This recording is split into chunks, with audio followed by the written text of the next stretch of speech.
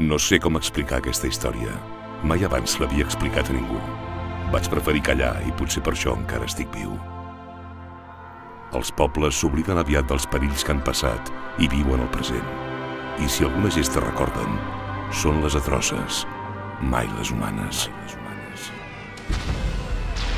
La guerra estava acabant i els nacionals a punt d'entrar a Barcelona. Però el Partit Comunista van decidir aplicar la consigna de terra cremada per l'enemic.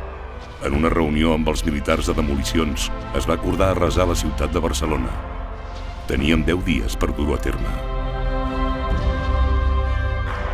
En un gest d'audàcia, vaig demanar organitzar i executar aquella destrucció que hauria causat la mort de més de 200.000 ciutadans.